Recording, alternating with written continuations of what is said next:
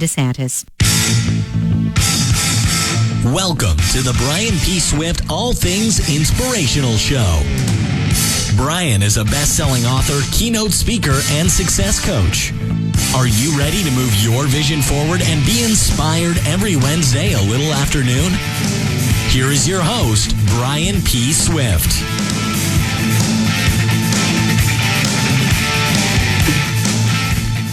Good afternoon and welcome to the Brian P. Swift All Things Inspirational Show.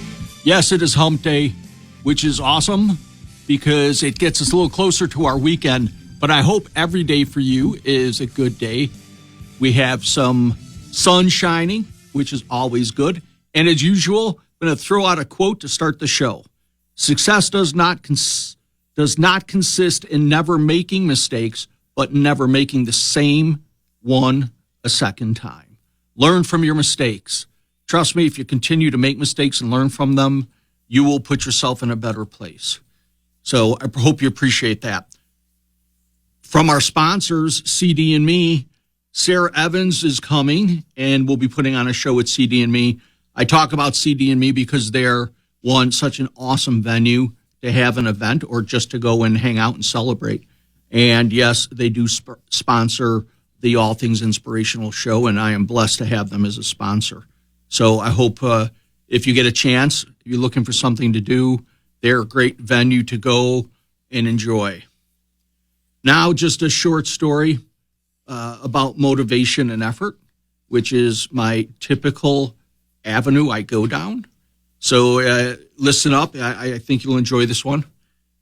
It's about an ancient queen who ordered her soldiers to put a gigantic boulder in the middle of the main road, which was between town and her castle. So the queen hid and watched who would stop and watched to see if people would go around it and what they would do when they came to this boulder that was in their way. And she found that wealthy merchants, kings, queens, couriers passed the boulder, barely giving it a second thought. A few of them blamed their queen for not keeping the road clear, and yet nobody stopped to try to clear it. But one day, a peasant walking with a sack of vegetables that he was going to sell at the market came upon the boulder, and he stopped. He laid down his bag, and he started pushing and tugging and trying to move the boulder, and after a while, he was able to get the boulder moved to the side of the road, clearing the road. And upon picking up his sack of vegetables, the peasant saw a large purse full of gold and a handwritten note from the queen herself that was placed under that boulder by her. So the gold was a reward for whoever would remove the boulder from the road. And what's the moral of the story? Laziness will never get you anywhere in life. Success almost always takes humility, commitment, integrity, and a great attitude. That is the moral of the story. You may not have caused it, but that doesn't mean it is not your responsible possibly to move that boulder out of your way. Maybe move the boulder out of other people's way. That's just the way we need to work in life. I hope you enjoyed the story. We're going to have an awesome guest on in a few minutes. He is an avid outdoorsman, which is something I am a big proponent for. He is also a quadriplegic like myself, and he runs an amazing magazine called Able Outdoors. So his name is Chad Wallinga, and he will be on as soon as we hear a word from our amazing sponsors. So before we hear from our sponsors, if you are interested in sponsoring the show, if you have any questions you'd like answered on the show about leadership, about inspiration, about integrity, commitment, attitude, about being an entrepreneur, whatever it may be, you can send them in to me at bswift6262@gmail.com. So please send me some questions. Send me topics if you'd like. If you're interested in sponsoring, connect with me, and I'll get you the information. And now a word from our sponsors. Thank you. UJOL.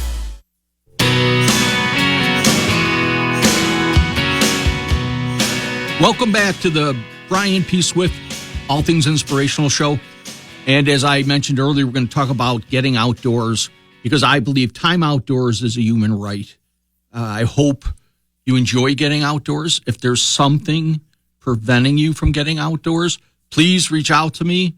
I know several organizations and foundations and nonprofits that work much like SOAR does in getting people back outdoors. And getting outdoors is part of my health and part of the health of many of the people I know. I mean, I go outdoors for my recovery. Now, that may sound vague. Why do you go outdoors? I hope you go outdoors for many of the same reasons. Being outdoors is just simply therapeutic. It is a place where you get the sun. It is a place where you get to see a lot of God-made beauty. I've never seen somebody angry around a bonfire. Going for walks is healthy. So getting outdoors is such an amazing part of what I try to do, not just from a mental health perspective, but also for a physical health perspective. I go outdoors to challenge myself. Because of years after my injury, I found myself maybe slipping into a area of not pushing myself as hard as I could. So I go outdoors to physically, spiritually, and mentally push myself, not just figuratively, but actually in my wheelchair. I go outdoors to keep my troubled mind busy. When I'm outdoors, my mind is not troubled. It is full of amazing thoughts. I go outdoors for, as I said, ultimately for physical, mental, and emotional therapy. Outside is a place of peace. It's a place of serenity, and you can't get that indoors. So that's why going outdoors is such a big part of what I do to keep myself moving forward. And now we've got our special guest. Let me welcome him to the show. Chad. Hey, Brian. How you doing, buddy? Good. How are you doing? I'm great. It's starting to warm up in here, and that means we can get out more. Okay, so where is the where that you're talking about? I am in southeast Texas, about an hour away from Houston. Okay, so I've got to let the listeners know you are a quad, just like myself, quadriplegic, correct? Yes, sir. I'm a C7 quad. Okay, I am a C5, C6, so we're pretty similar. But every time I see you, a picture of you, a video of you, you are outdoors. I don't know if I've ever seen you indoors in a picture on social media or anything. It happens, Brian. You know you can't be out there all the time. There's some downtime in between, but I like to get out as much as I can. That's just my thing. Well, I don't blame you, and I just finished talking about all of the reasons I go outdoors. And as a fellow spinal cord injury, I'll call you mate, I'm guessing we do it for a lot of the same reasons. I see. Go ahead. I heard you stole some of my answers. I heard you talking, but that's great. We can just we'll gloss over to some of the other things. So let's start with this. Why is it so valuable for you or for people with disabilities to get outdoors? And I know I probably threw a lot of them out there, but you understand that value, man. And when I see you outdoors and whoever you're with, there's nothing but smiles. Well, I know. Well, you know as well as I do. For me, it was the best therapy that I had. I got hurt back in the day, back in the mid-'80s, so there wasn't a lot of outdoor rec being pushed for people with disabilities back then. There wasn't a lot of info, so that was my love before I got injured, and I wasn't going to give up on it. So we just kind of got out there and figured it out. And to me, that's what kept me going, the successes and failures out there. And so it's still like that today, 35 years later. I see people, I mentor at Tier Hospital in Houston, and I'm going today actually to visit some patients, and they're going through the same thing I went through back in the 80s. So the game doesn't change, and just getting them out is so valuable, not only for me but for them. Because for me, I know what I can do now. I know what's out there. They're not sure yet till they get out there and experience it for the first time, and that kind of keeps me going too. Keeps that fire going. That's awesome. And I got hurt in the late 70s. So you talk about not much out there. My first wheelchair weighed 55 pounds. Oh, my God. I mean, it was a tank. It was like as they would call it now, a drugstore wheelchair. And they didn't have, you weren't being measured, and there was no titanium and all these different wheelchairs. It was a 55-pound wheelchair. You got that old Ironsides one. Oh, I did. And you know what? It made me strong. And people are worried about burning out their shoulders. And all I got to tell them is I'm 40-something years in the chair. And yes, my shoulders hurt, but I would rather burn out than kind of fade away. You know what I mean?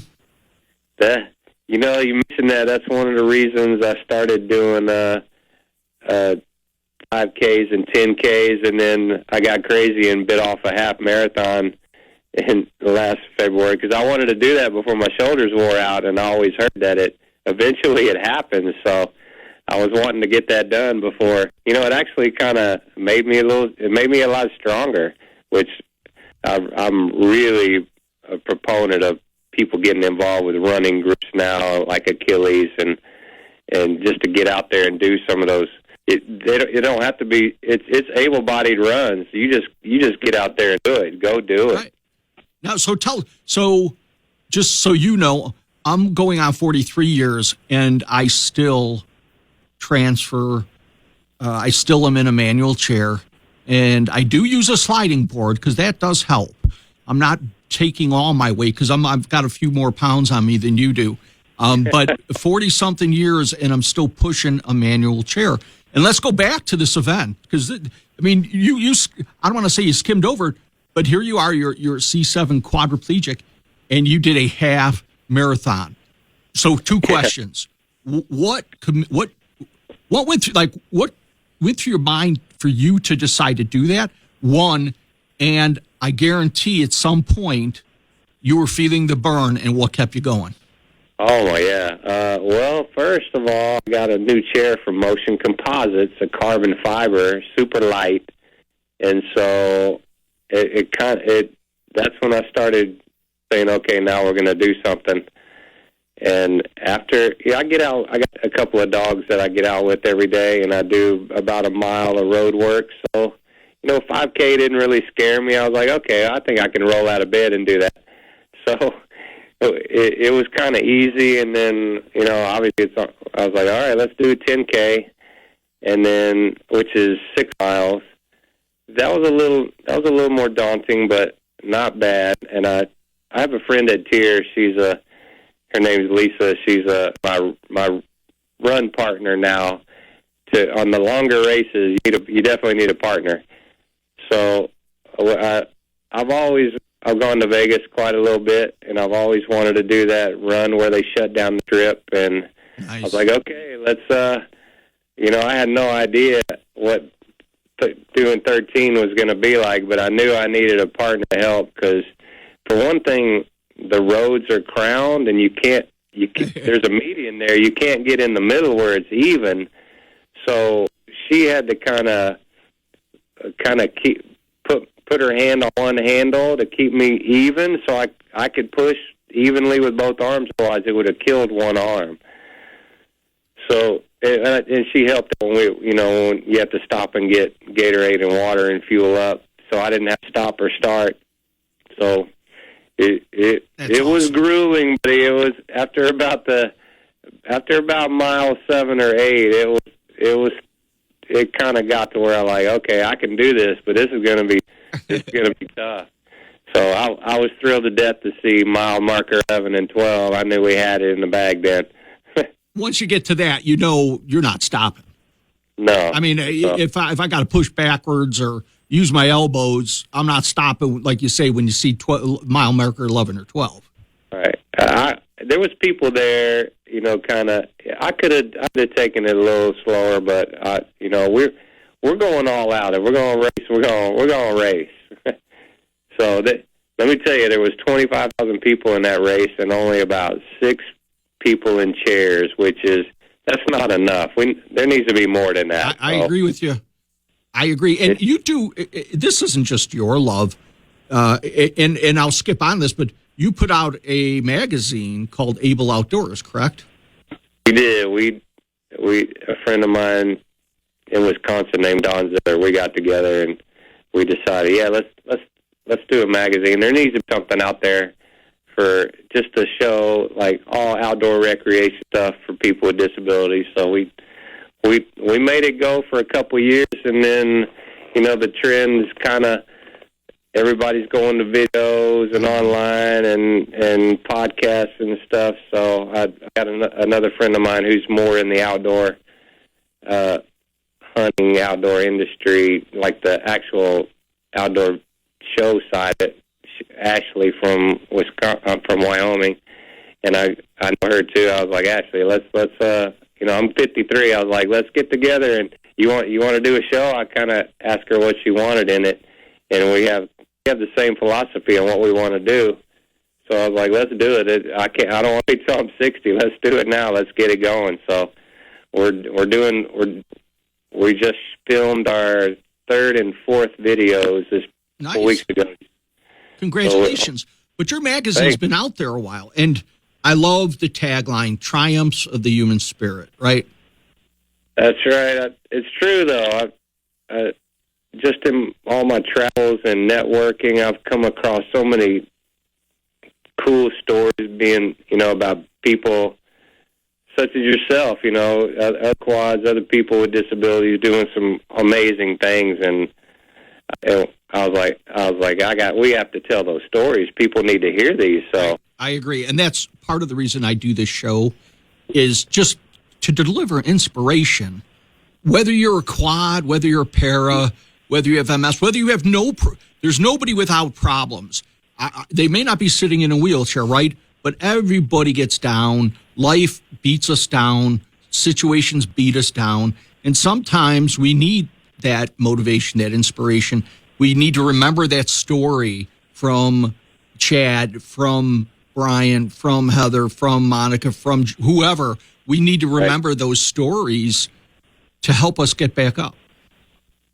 Well, when I was at way back, when I just got injured, it would have been such a relief just to know what was possible. I didn't have to do it. As long as I knew somebody like me would have been doing it, it's like you can exhale. Be like, okay, I'll be able to do it once down the road. Just knowing that you can is a big deal. Exactly. And I've got one for you, a challenge for you. So I usually do 2-3 miles a day in my chair, probably 3 to 5 times a week, depending on the weather. 3 years ago, I did my first sprint triathlon. So what a sprint triathlon is you could do it all by yourself, or you could do it with partners. So it is a 1/4 mile swim. It is a 13-mile bike, and it is a 3-mile run. And I did it with my kids. So I've done it numerous years. I did, is a C5, C6 quad. I did the 1/4 mile swim. One year my son did the ride. Another year my daughter did the 13-mile bike ride. And then I can end up doing obviously the 3-mile run. So I don't know if you've tested yourself in a swimming arena, but you might want to look into these sprint triathlons. And this year they're going to have it after not having it for 2 years because of COVID. And I'm trying to get 3 different people with disabilities so we all could do a portion of it. I might have to, I might want to try all of that at once and see what happens. Well, you probably could. You're a little younger than me. I would struggle. I don't have a hand cycle, but I would love it. I can't believe I don't, but I don't have a hand cycle because the bike, they say, is the hardest part for most people. Some dread the swim. For me, I've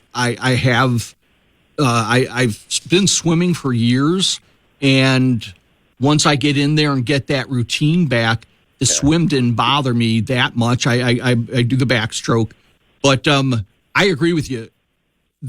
For the 3 years I've done it, there's only been one disabled person. That's me, and I have asked other people to do it. I have posted it. I have talked to people, and I cannot get anybody else with a disability to go out there and make this stuff happen. And I live in a large metropolitan area. I think we can. I think we can get a crew together. Do I need to bring you up a hand cycle for you? Well, I would prefer to do the swim. I'll do the swim. I'll even do the 3 mile push at the end. If I get, and actually, I finally found somebody, and you might know him. His name's Ed Kavanaugh. He's been out there. He's the hand cycling beast, and so he offered finally to do it. But last year they didn't have it, so this year I heard they're having it again. And what they do is, with all the money, is they raise money for a veterans home, which is an awesome place to give money to and donate to. But so this year we might be out there. I'll have to get some video if we are. But to your point, you only saw 5 or 6 people in this half marathon that were in wheelchairs. And I agree with you. There's got to be more. There needs to be more. I've had at least 10 people contact me, and they want to go do it next year. If I go do it, maybe I'll sit out and just cheer them next year. Maybe I'll get involved. I doubt it. I don't see you sitting on the sidelines cheering. I think you're going to be out there leading the pack, and you should. And look for these. They're called sprint triathlons, and I think you would enjoy one. I know you would enjoy them. I'm sure you'd excel at it. But so let me ask you another question. What do you do to stay inspired and motivated? Not that we don't get down occasionally. We're human. It happens. But what do you do from allowing yourself to really get down in the dumps? That's like 2 separate questions, I think. All right. You can answer both. There's no way to not get down. I agree. It usually happens more when you're closer to your injury than 30 years later. But there's just, if you think you're going to go without it, you're not. I tell people just to stay as active as you can. Don't isolate yourself. Isolation and depression are like big mates. So just get out and do stuff. Even if you don't think you can do what you used to do, or there's a way to get involved in it, or you never know what new things you might get into. I like to have something to look forward to, whether it be, planning hunts for the fall, or fishing, or travel. Not everybody. It's not easy to do all those things. You definitely need help. When you travel, it's hard to go alone. Oh, it is. And the first thing I tell people, one is I overload myself with stuff to do, because most of it is stuff I do look forward to. And second of all, build a support team. Big one. Around you. And whether that is parents, whether that is families, brothers or sisters, whether that's cousins, whether it's neighbors, I have been able to do what I've been able to do because I've been blessed. And part of that blessing has come in the form of, like you said, different people in and out of my life that have been a part of my journey, whether that be traveling, whether that be hunting, whether that be fishing, whether that be just recreational vacationing. But sure. As you know, you can't do it alone. You can't do it alone if you're on your feet. There are certain things you just need help with, correct?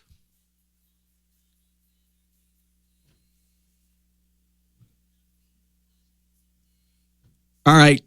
Well, we're hoping to get a little more out of Chad Willinga here. In the meantime, what we'll do is we're going to get a quick word from our sponsors and enjoy listening to the sponsors who are so generous in helping Swift Outdoor Accessible Recreation and sponsoring this All Things Inspirational show. Thank you. Then select it.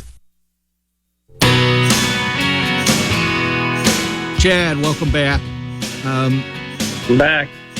Talking about outdoors, talking about staying not just physically fit, but mentally fit, spiritually fit. You chase it all down, which is awesome. We are both on the same path to help others. I know your Able Outdoors magazine promoted a lot of independence and allowed people to see the things that can be done, which, as you said, we wish we would have seen more of this way back when we both got hurt. But what's the name of, you say you're doing a show now. What's the name of it? Same thing. It's Able Outdoors. Awesome. And we just started shooting videos for it. It's been fantastic. I hope we get to do it for a long time.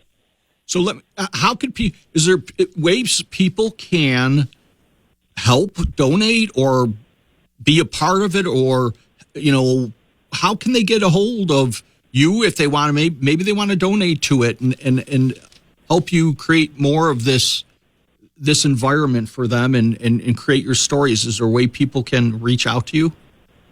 Definitely. You can, we have a site at ableoutdoors.net, and you can, Able Outdoors YouTube channel and Facebook page. We actually just got our nonprofit status approved, which was, with COVID, everything got slowed down to a halt. So we've kind of been waiting on that for a year and a half, but it came through too. So now we're ready to roll. We're picking up a few sponsors and gonna raise a little money this year and try to keep going. Awesome. So it's not just about us. Because everybody's got different disabilities and different degrees and what they can do and what they can't do. We want to have those people on. So there's a lot of different kind of equipment out there, as you know. So I kind of want to hit it all. We want to take different people out with us sometimes, and we just had a blind guy hunting with us last fall on the show that he actually killed a duck in the air that we caught on video. That is luckily, awesome. And I think that's going to open up. It's all going to open up doors for everybody. Exactly. That's why we're doing it. And you know what? Speaking of all different disabilities, I do a disability hunt down in Southern Illinois every year, almost every year. Obviously, COVID, kind of stopped that for a couple of years. But a regular down there, I think he's been doing it for 13 years, is a gentleman who is sighted, and he hunts with his daughter, and he uses a crossbow. It's deer hunting. And I'll be darned how many times I've come away from there skunked. And this dude, I don't think I've seen him not get a deer, but possibly 1 year. And they work together as a team. Everything is, by 12 o'clock, 1 o'clock, 2 o'clock, 40 yards, 30 yards. Yeah. And I'm telling you, I would not want to be in the field with this guy shooting at me. That's how accurate he is. I mean, it's uncanny. If we went out there and you blindfolded yourself, there'd be so much to hear that we kind of miss because we can see. We gloss over. We skip. We don't take all that info in. But that's one thing that I took away from hunting with some sighted challenge guys. They kind of helped me to experience a little bit differently, which is great. I learned something when I go out too. No, it is an opportunity for us to learn. The group I usually hunt with down there, it has everybody. It has people that are sighted. It has amputees. It has quads. It has paras. It's such a wide variety of people, and every one of them does their thing. Every one of them you can learn something from the way they do what they do. It is such a blessing and an opportunity to be around a group like that. And I'm excited that Able Outdoors is continuing. And I know video is becoming so important to organizations. I'm excited that you finally got your, I'm assuming your 501c3 status. Yes, sir. That's it. And people could reach out to you at ableoutdoors.net if they would like to help make this as successful as your magazine was and whatnot. I know I look forward to getting it all the time. I look forward to the stories. I look forward to the advertisers. It is a group of people that needs what you're providing. So thank you for providing what you do. Just on a personal note, if you need any help, SOAR's been around now 7 years. We've been blessed with Swift Outdoor Accessible Recreation. And as you talked about, the variety of equipment that people need is tremendous. And as you well know, insurance doesn't pay for most of it. Which, no, you're right. Unfortunately, is an issue with getting different people outdoors, right? And, some people, I always need everybody needs a little custom stuff. Every now and then something will come along where a lot of people can use it, of course, but we're always trying to make things better. And I love the adaptive equipment side of it. We're developing something right now to help quads or people with real upper limb disabilities be able to wing shoot, which is, to me, that's my first love, is bird hunting and shotgun shooting. So that it's one of the hardest things to do. I tell people, I was like, if you can go out and wing shoot, you can do everything in hunting world. Rifle and bow and crossbow and airbow, those are all going to be easy if you can wing shoot. So I'm always working on. We have a couple of rigs that we call zero gravity rigs. One of them is made by a guy in Wisconsin named Clifford Pfeiffer, and I called him up after I saw his little video. I was like, I've been trying to figure that out for 10 years. Can you make me one and send it? So he did, and then there's a different type of zero gravity rig called the Third Arm, and a friend of mine I met in Tennessee, the engineer, makes that. So we're kind of working on two different rigs at the same time to accomplish the same problem, just to be able to wing shoot with shotgun. Well, it's working. For those people out there that don't understand, as a quad, we don't have balance. So we can't really hold something in our arms or our hands without tipping forward. So, correct. Right? So we can deal with that by putting a strap around our chest and kind of holding ourselves in. But then the second problem is extending our arms with something in it, like a shotgun or a crossbow, puts a lot of weight on our arms that you can't deal with. Those shotguns are around 7 pounds. Some people can't hold it. It's tough, man. And I'm super quad. It's hard for me to hold that gun up for a long time. So I know I get it when there's people out there that can barely, hold a gun up. So the rig takes the weight of the gun away, ideally. And then all they have to do is kind of swing it around. Which is something, and we're not even talking about the fact that and I don't know how much finger use you have, but I can't pull a trigger just by using my finger. So I got to kind of stick my whole finger in, and I know they have lots of devices for that. So we're not just fighting the balance. We're not just fighting the fact that the weight of the gun. We're also fighting our arms being extended and now swinging, and now on top of that, pulling the trigger. It's amazing. It's sometimes it's 4 or 5 or 6 different kind of adaptations you have to figure out, and they have to all work at once to get it done. But it works. You just you have to practice. People see me do it, and I tell them, I'm like, look, I've been doing this over 30 years. I'm good at it now. So you can get there. Just you're at the beginning. I was pretty useless at the beginning too. I couldn't hit anything. It takes time and practice and effort, and you have to keep at it. You got to keep at it. I agree. I remember the first time I started back trap and skeet shooting, which, much like birds, that's the motion, and that's what you're doing. And my dad, we tried to put a handle on the front of the shotgun, which, like you said, it was an old shotgun. It probably weighed like 8 or 9 pounds. And we ended up just duct taping the front of my hand to it, which is not an optimal position to be in, with your hand duct taped to the barrel of a 12-gauge shotgun. I know. Well, there's some guys that, there's a guy that makes a product called the shot strap that I've got one. A problem. Yeah, there you go. You know about it.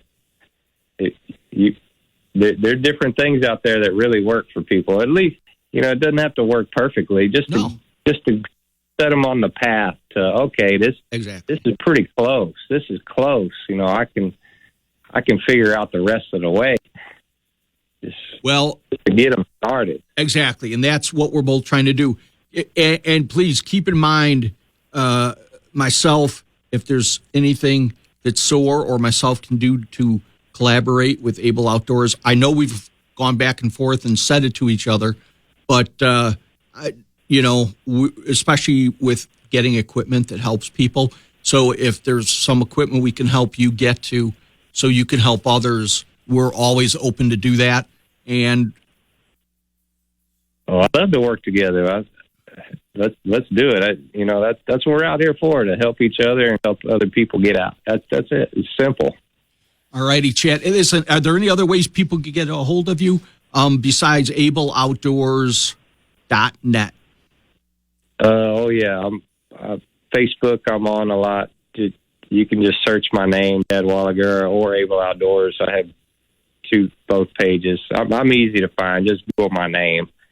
Probably my cell number comes up. I need to get that off of there, but no one calls it too much, so I'm going to leave it up. All righty. Well, listen, I appreciate you taking the time for this. I love the mission you're on. I love what you do every day. I love seeing your photographs and videos, with the exception of the fact that I'm envious of how often you're out there. And you're not just deer hunting. You're getting these odd-looking animals from way up in Montana and Wyoming and Texas and whatnot, man. You don't let anything stop you. And I hope people listening can take that away from here, to just take that first step and do it.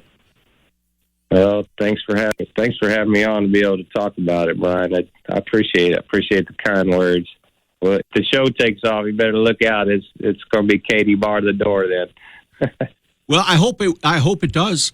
And if there's anything I can do to help, if you ever need a guest, keep us in mind. We can help you promote the show. And I definitely want it to be part of SOAR, because the people who look at SOAR are looking for outdoor opportunities, and you're creating them out there along with several other people. Not enough of us out there, but we're starting that ball rolling. We'll keep it rolling. That's right. I appreciate it, Brian. All right, Chad, you have a great afternoon. Thanks for humbling us with all your inspiration and what you do, and we will be in touch. All right, we'll see you at the biathlon someday. Sounds good, man. I'm going to have to try to beat Super Quad. You have a good day. All right. I hope you guys enjoyed our guest. He is a Super Quad.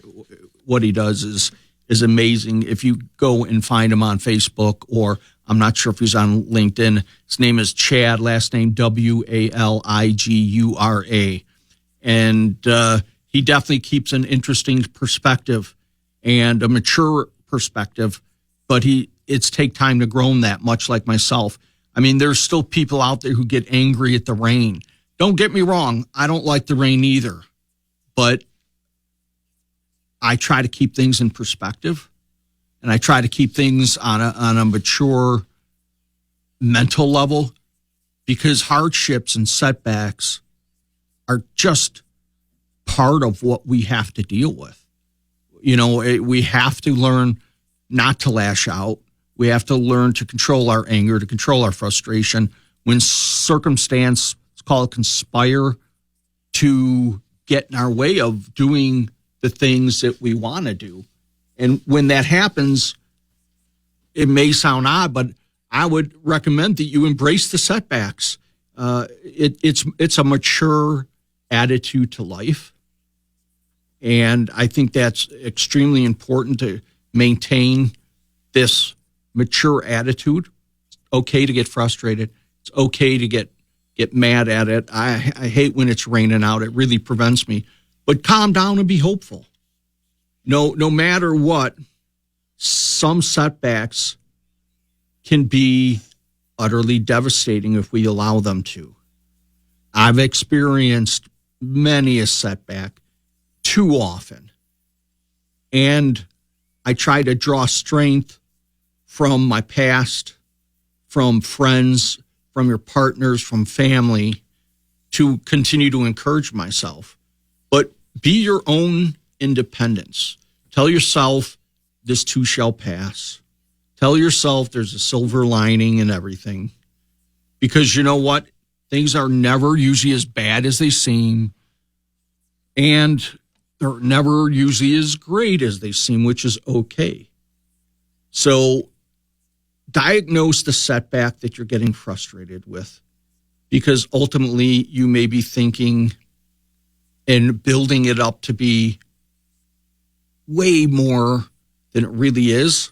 And I'll be honest with you, just being a coach and coaching athletics for over 20 years, setbacks are laden with information and with learning opportunities.